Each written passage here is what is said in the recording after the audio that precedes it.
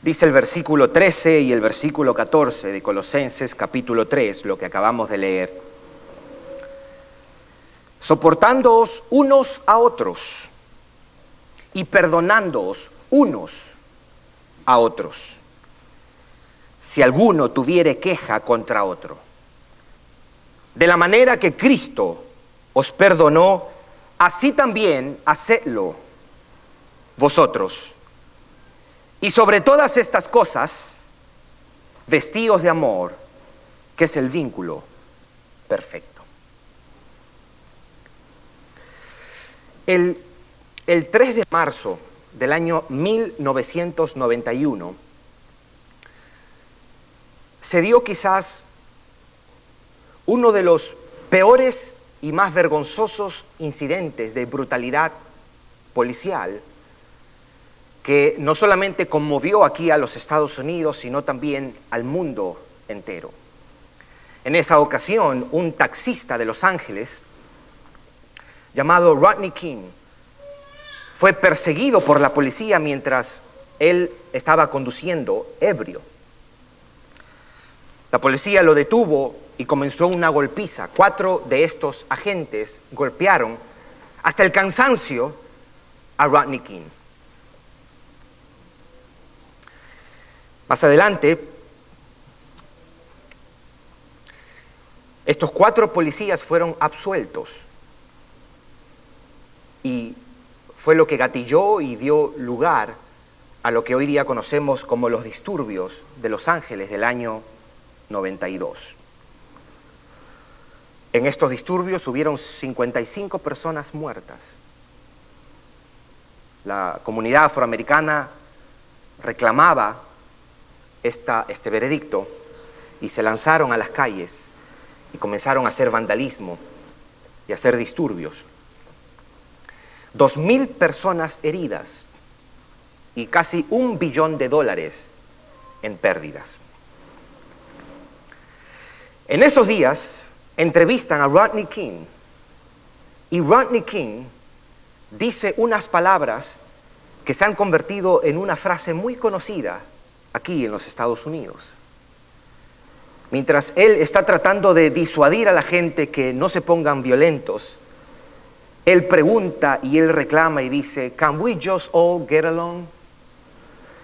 De esa expresión, que se volvió muy famosa, se han hecho canciones, se han hecho parodias y un sinnúmero de cosas. Lo que él estaba diciendo solamente o pidiendo es, ¿podemos llevarnos bien? ¿Podemos llevarnos bien? Can we all just get along? En un sentido, esto es lo que el apóstol Pablo está haciendo en esta carta a los Colosenses, diciendo exactamente o apelando exactamente lo mismo. Podemos llevarnos bien entre nosotros los creyentes, con una gran diferencia, que para la audiencia del año 92 que escuchó a Rodney King, el vamos a llevarnos bien era un consejo. Para nosotros los creyentes y a los creyentes de Colosa, eso no era un consejo, eso era un mandato. Está plasmado en todas las escrituras, desde Génesis hasta Apocalipsis. Ya desde Génesis 4, el Señor demandaba de Caín ser el guarda de su hermano. Lo vemos a lo largo de todo el Nuevo Testamento. El mismo Pablo está diciendo a los romanos, mientras dependa de vosotros estar en paz con todos los hombres. El apóstol Juan decía, si tú dices que amas al Dios que no ves y no amas a tu hermano, eres un mentiroso, porque ¿cómo puedes amar a un Dios que no ves si no amas a tu hermano que ves? Esta es la apelación que el apóstol Pablo está haciendo en esta sección de la carta que nosotros hemos titulado El creyente y los creyentes. En otras palabras, ¿cómo nosotros los cristianos vivimos y nos relacionamos con los demás creyentes a la luz de nuestra redención, a la luz de nuestra salvación? ¿Cuáles son las responsabilidades que nosotros tenemos? Y hemos venido estudiando esto, y ahora hemos llegado a estos versículos 13 y 14 en los que Pablo nos va a dar 3 órdenes, y de eso es lo que quiero hablar brevemente hoy día de estas 3 órdenes en las que el apóstol Pablo le dice a los colosenses de esta iglesia, allá en el siglo I, que por extensión es aplicable también para nosotros. Las 3 órdenes las encontramos en los versículos 13 y 14. La primera es soportar, la segunda es perdonar y la tercera es vestirnos de amor. Vamos a leer el versículo 13 que dice lo siguiente: soportándoos unos a otros, dice Pablo, y perdonándoos unos a otros si alguno tuviere queja contra otro. ¿Qué es soportar a otra persona?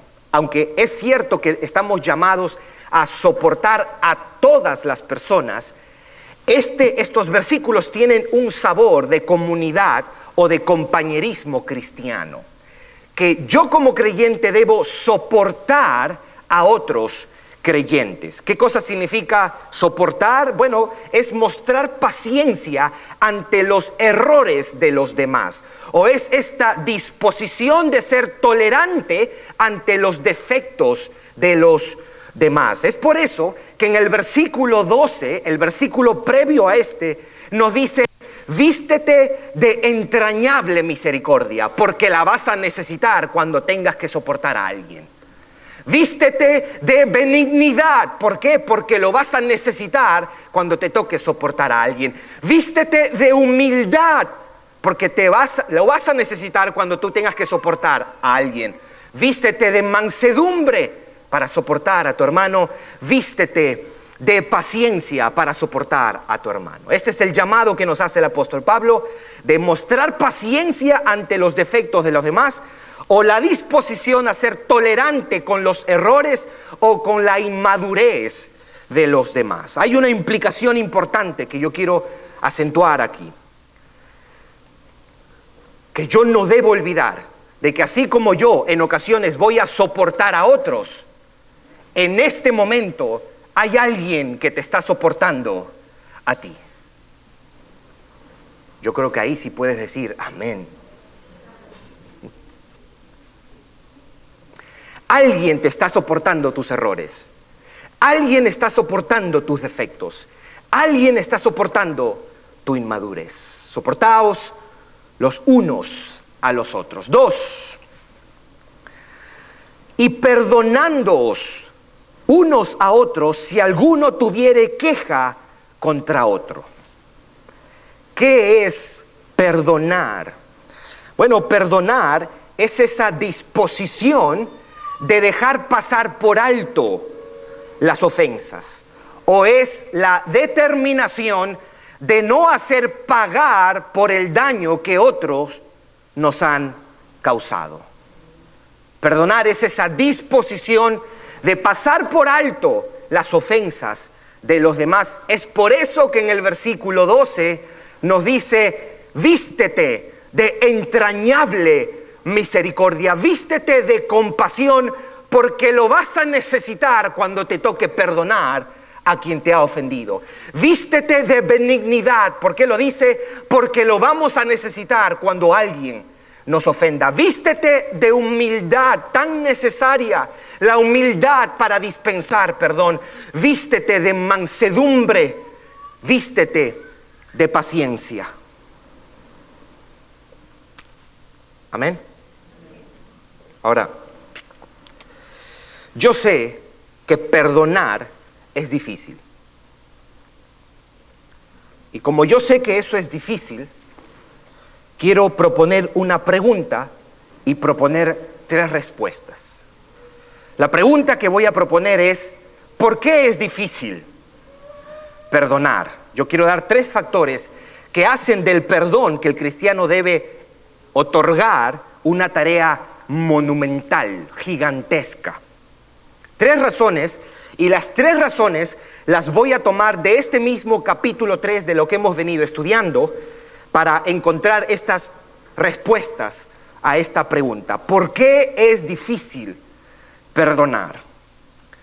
La primera razón, número 1, es por nuestro corazón pecaminoso. La primera razón por la cual a usted y a mí se nos hace difícil perdonar es por nuestra inclinación pecaminosa.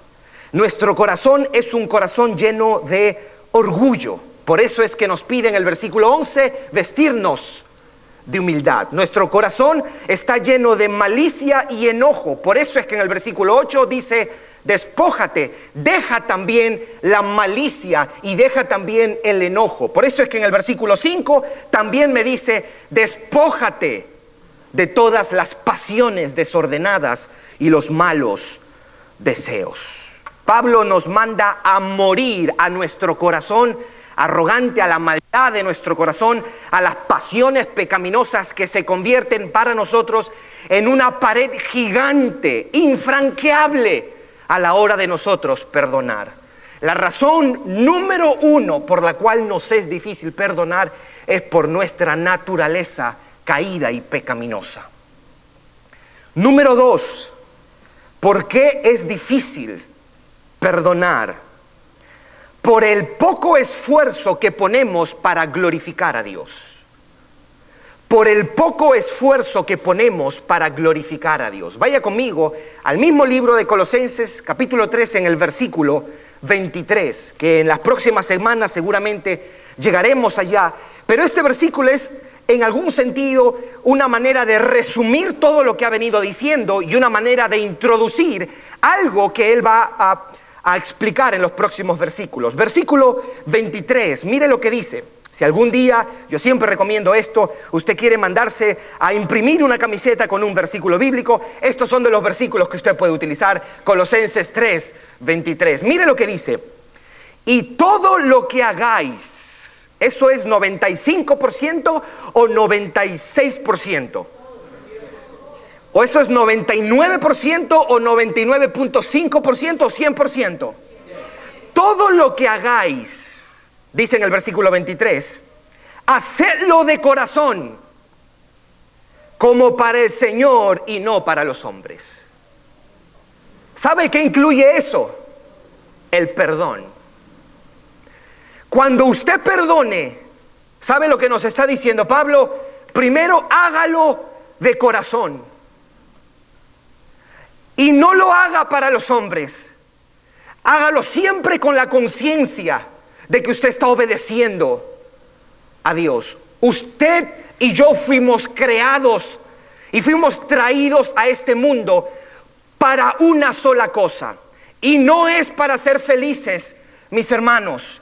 No es para que usted sea rico. No es para que usted pase 80, 90 o 100 años y dejar un legado. Usted fue creado para glorificar a Dios. Es por eso que la confesión de Westminster hace el catecismo para enseñar a los niños, a los pequeños. Y la primera pregunta que se le hace a los niños en el catecismo menor de Westminster es: ¿cuál es el propósito del hombre? Y ellos deben responder: el propósito del hombre es glorificar a Dios y gozar de Él para siempre. Más nos vale que esa sea nuestro modo de vida, la gloria de Dios y no nuestra gloria. No nuestros antojos, no las cosas que nos agradan o las cosas que nos convienen. Nosotros debemos vivir para la gloria de Dios. Y esa es una razón por la cual hay veces nos cuesta como creyentes perdonar al ofensor. Porque ponemos muy poco esfuerzo en glorificar a Dios. Y 3, ¿por qué es difícil perdonar? Por nuestro defectuoso entendimiento del Evangelio. Nuestro defectuoso entendimiento del Evangelio hace la tarea de perdonar una tarea imposible. ¿Por qué decimos esto? Porque en este versículo Pablo nos da los motivos, las razones, la base sobre la cual usted y yo como creyentes debemos perdonar. Mire lo que dice el mismo versículo 13. Soportándoos unos a otros y perdonándoos unos a otros si alguno tuviere queja contra otro. Y mire lo que dice después. De la manera que Cristo os perdonó, así también hacedlo vosotros. El texto paralelo de este Colosenses capítulo 3, versículo 13, está en Efesios capítulo 4, versículo 32. Escuche lo que dice. Antes, sed benignos unos con otros, misericordiosos unos con otros, perdonándoos unos a otros, como Dios también os perdonó a vosotros en Cristo. La razón por la cual a muchos se les hace difícil perdonar es porque no entienden cuánto se les ha perdonado en Cristo Jesús. Punto. Hay personas que a veces se quejan y dicen: yo no entiendo la Biblia, a veces la Biblia tiene cosas muy difíciles. Es cierto, pero hay otras que no necesitan interpretación. Perdonaos unos a otros significa perdonar unos a otros. Si me permite usar un triste ejemplo, hace un tiempo, en un programa de Laura en América, pasó algo extraordinario. Esta era una mujer que había sido engañada por su esposo, y ella estaba en el panel, y Laura llama al esposo y le dice que pase.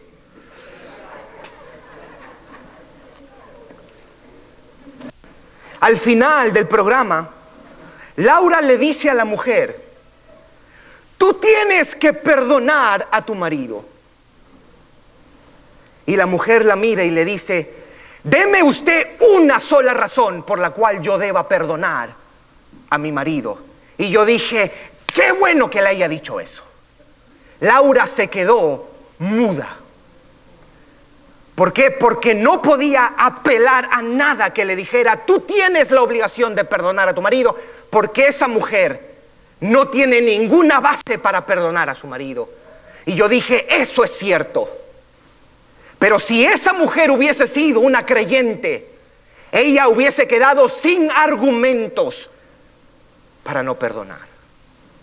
Si hay alguien, no solamente que está invitado, sino que está obligado a dispensar perdón, somos nosotros, los creyentes.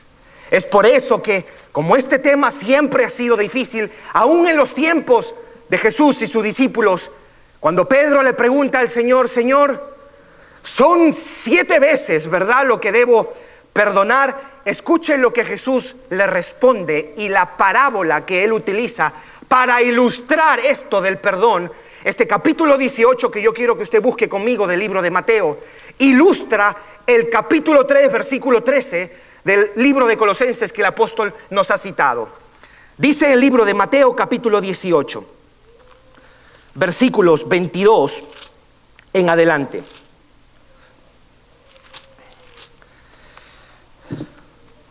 Versículo 21 más bien.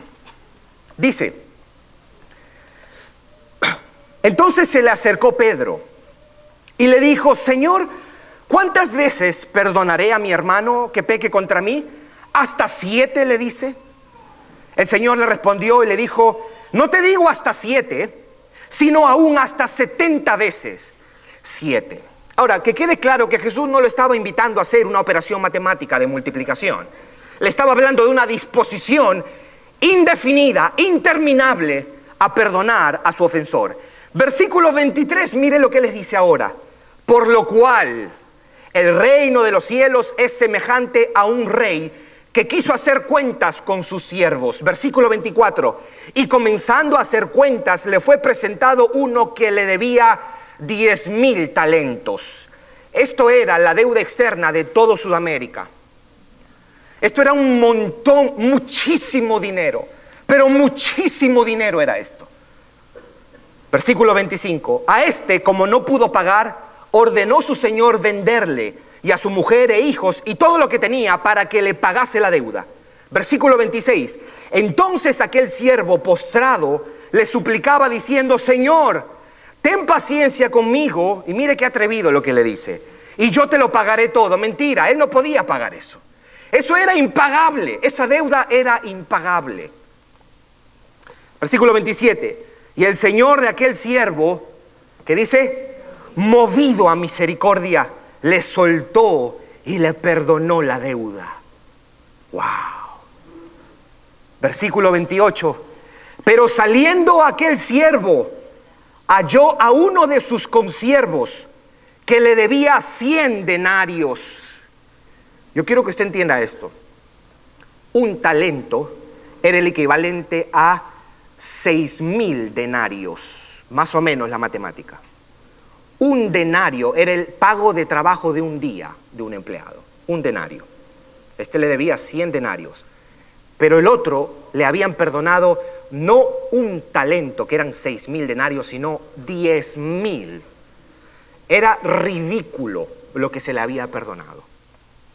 Versículo 28, pero saliendo aquel siervo, halló a uno de sus consiervos que le debía 100 denarios, y haciéndose de él, le ahogaba, diciendo: págame lo que me debes. Versículo 29, entonces su consiervo, postrándose a sus pies, le rogaba diciendo: ten paciencia conmigo y yo te lo pagaré todo. Versículo 30, mas él no quiso, sino que fue y le echó en la cárcel hasta que pagase la deuda. Versículo 31, viendo sus consiervos lo que pasaba, se entristecieron mucho y fueron y refirieron a su señor todo lo que había pasado. Versículo 32, escuche las palabras que le dicen al siervo. Entonces, llamándole su señor, le dijo: siervo bueno,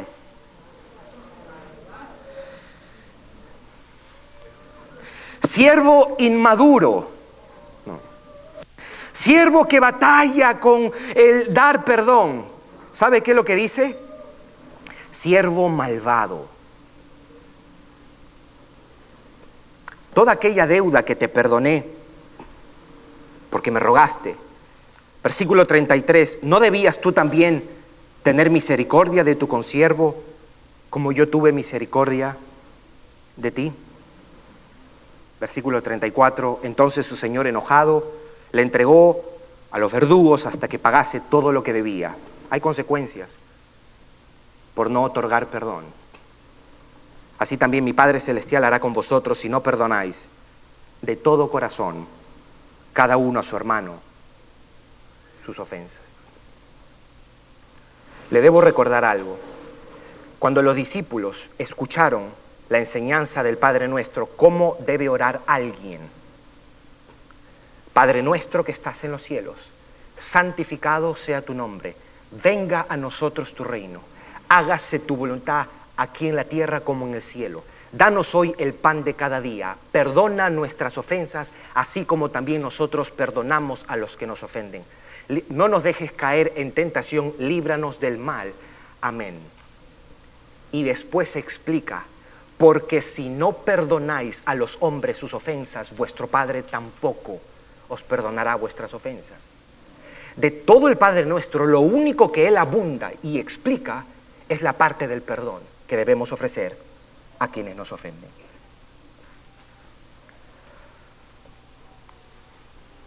En la medida que usted y yo tengamos más claro lo que pasó en la cruz del Calvario y cuánto se nos ha perdonado, seguramente estaremos en una mejor posición para dispensar perdón a quien nos haya ofendido.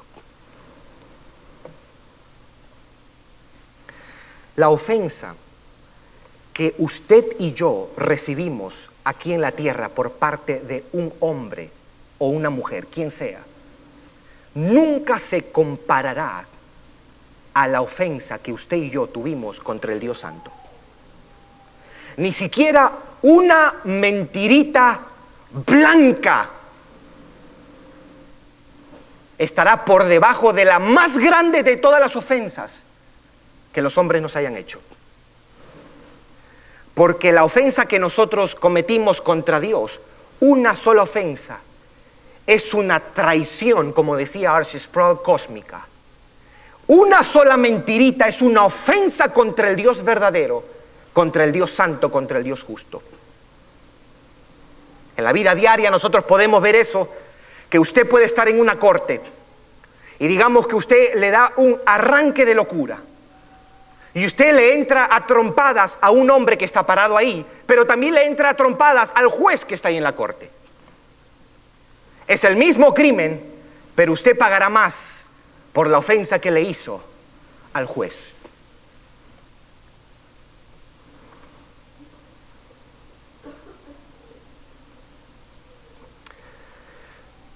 Es cierto, si usted se pone a leer la manera como muchas veces se aborda esta cuestión del perdón,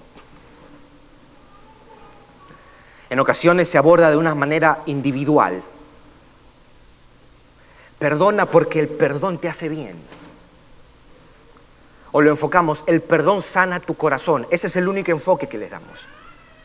O no te amargues porque te hace daño al hígado. O en el otro sentido, perdona porque el perdón trae paz. El cristiano tiene una razón más elevada que eso. Y es perdona porque te ha sido perdonado mucho.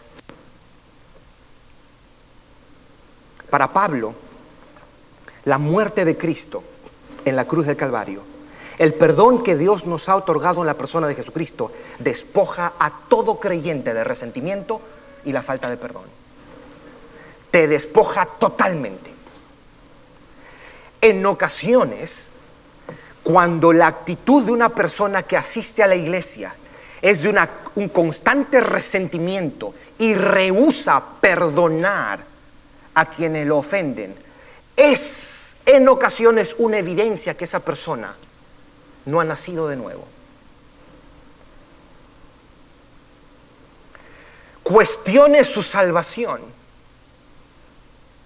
Si usted siempre tiene dificultades para pedir perdón o para perdonar a otras personas,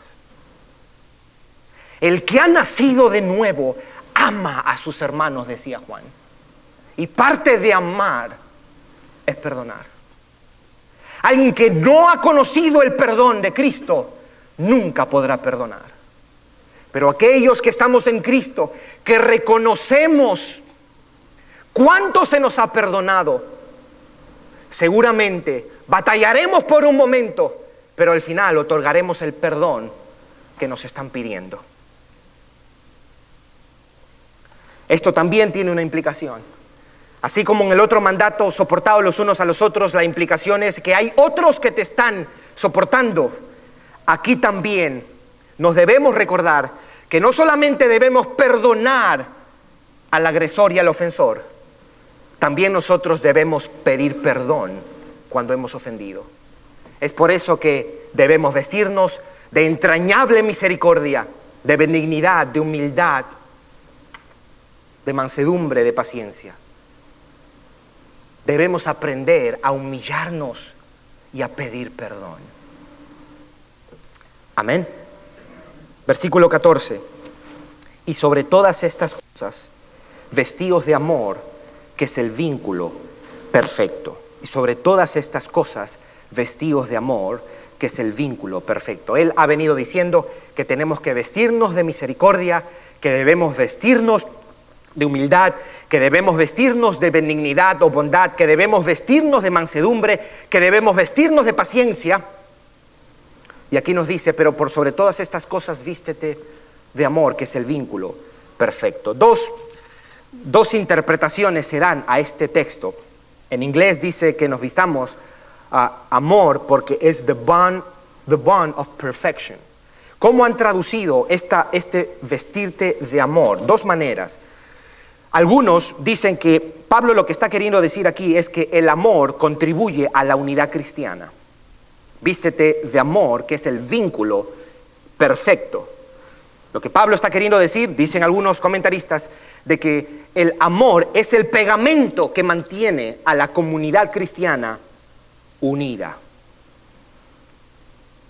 Para amar, debo perdonar, para amar, debo soportar, y así sucesivamente. Esa es una interpretación. La otra interpretación es que lo que Pablo quiso decir es que la perfección, porque el texto dice, sobre todas estas cosas, vístete de amor, que es el vínculo perfecto. Otra manera de interpretar ese texto es la perfección o madurez cristiana está ligada al amor. No sé si me explico. Que si usted quiere crecer y madurar en Cristo, esa es la interpretación, usted debe amar, porque usted nunca crecerá o madurará alejado del amor. Me parece que ambas tienen mucho de cierto y ambas están apoyadas por las Escrituras. Que es cierto, el amor es el pegamento que nos tiene unidos para yo soportar a los insoportables y para yo perdonar a quien me ofende. Pero de la misma manera, yo nunca creceré en fe cristiana, nunca progresaré y nunca seré completo, porque eso es lo que la palabra perfecto quiere decir, si yo no amo. Yo podré entender muchísimas cosas, pero como diría Pablo a los Corintios, si no tengo amor, nada soy. Quiero hacerte 4 preguntas.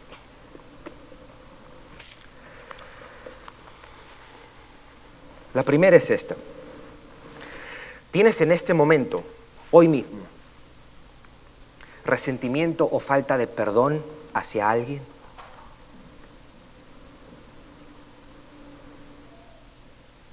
Número 2, ¿crees que es justificado ese resentimiento y esa falta de perdón? ¿Crees que es justificado tu resentimiento y tu falta de perdón? Número 3, ¿será que piensas que la ofensa de esa persona es mayor que tu ofensa a Dios? ¿Será que piensas que la ofensa que esa persona te hizo es mayor que tu ofensa a Dios? 4, ¿no crees que el perdón que Dios te ha concedido en Cristo sea grande?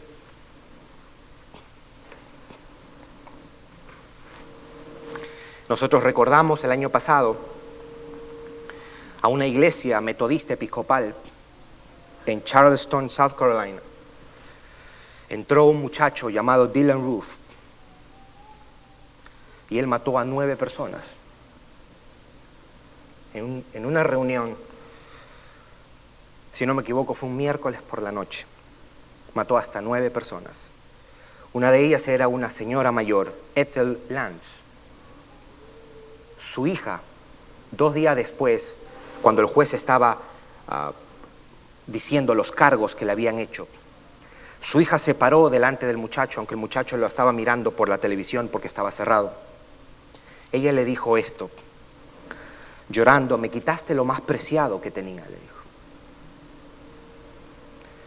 Nunca más volveré a hablar con ella. Me has herido y has herido a muchísima gente, le decía. Pero ¿sabes qué? Le dijo: yo te perdono. Tengo compasión por tu alma. Un cristiano no tendrá nunca una justificación para el resentimiento y la falta de perdón. La cruz del Calvario debe convertirse en nosotros una fuerza que nos mueva a amar a Dios y amar a los hombres. ¿Cómo puedo perdonar? Tomando en cuenta los 3 factores que hacen difícil perdonar. Número 1, muriendo al viejo hombre, muriendo a la ira, al enojo, a la arrogancia, al orgullo. Y esto es una tarea que va a durar hasta que usted se muera o hasta que Cristo venga. Número 2, ¿cómo puedo perdonar? Con una conciencia siempre fuerte y creciente de que usted y yo debemos vivir para la gloria de Dios. Número 3, ¿cómo puedo perdonar? Creciendo en tu comprensión del Evangelio. Mientras más comprendes y entiendes la gracia que Dios ha tenido contigo, estarás más confiado en dispensar perdón a otros. Esta palabra perdonar que se usa aquí es la palabra carizomai, es una palabra compuesta de la palabra caris, que quiere decir gracia. Nosotros decimos que Dios ha tenido abundante gracia con nosotros, pero a la hora de dispensarla somos escasos, sobre todo cuando alguien nos ofende. Quiero leer 1 Corintios 13 y recordarles lo que Pablo le dijo a esta iglesia. El amor es sufrido, es benigno. El amor no tiene envidia. El amor no es jactancioso, no se envanece. No hace nada indebido, no busca lo suyo. El amor no se irrita. El amor no guarda rencor. El amor no se goza de la injusticia, mas se goza de la verdad. El amor todo lo sufre, todo lo cree, todo lo espera, todo lo soporta. El amor nunca deja de ser. No quiero minimizar los beneficios o los efectos del pedir perdón o perdonar. Claro que sí. Nos ayuda a crecer como creyentes. Nos hace más como Cristos perdonar. Es cierto, perdonar y pedir perdón sana relaciones. La iglesia se edifica cuando perdonamos a quien nos ofende. Pero por sobre todas esas cosas, el creyente debe mirar el perdón como una obligación por el perdón que ha recibido en Cristo Jesús. ¿Te conmueve la gracia que Dios ha tenido en Cristo Jesús por ti? ¿Qué despierta esa realidad en ti?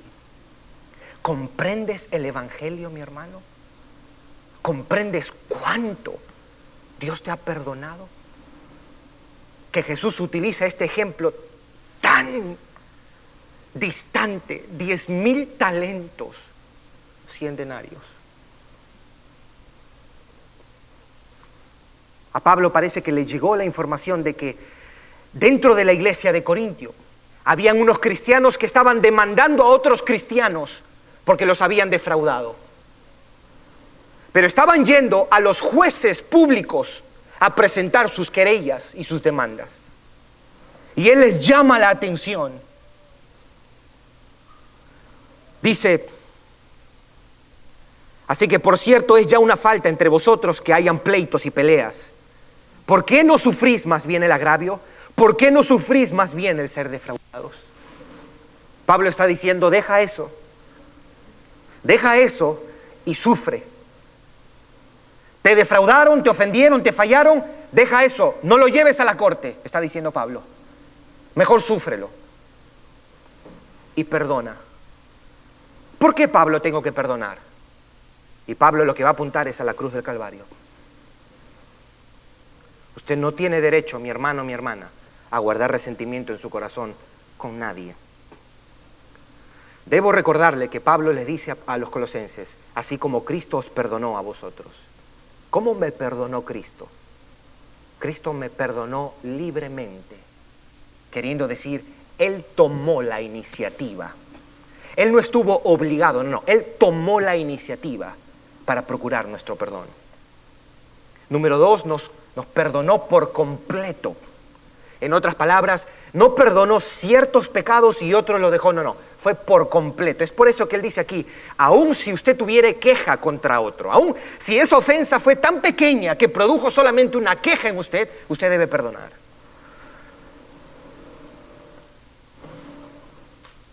Y el perdón de Cristo fue olvidadizo también.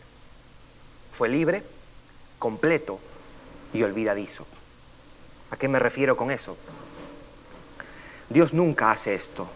Yo te perdoné, pero no olvido. Él no hace eso. El libro de Miqueas dice que Él echó nuestros pecados al fondo del mar. Ese es el perdón que nosotros estamos supuestos a dispensar. Sí podemos hacerlo. ¿Sabe por qué? Porque cada creyente que ha puesto su confianza en Cristo ha sido sellado con el Espíritu Santo. Y es el Espíritu Santo que nos da el poder para perdonar. En la medida que yo mire a la cruz del Calvario, en la medida que yo esté saturado de la conciencia de mi salvación, de cuánta gracia Dios ha tenido conmigo, de cuánto se me ha perdonado, seguramente seré más pronto para dispensar perdón. Amén.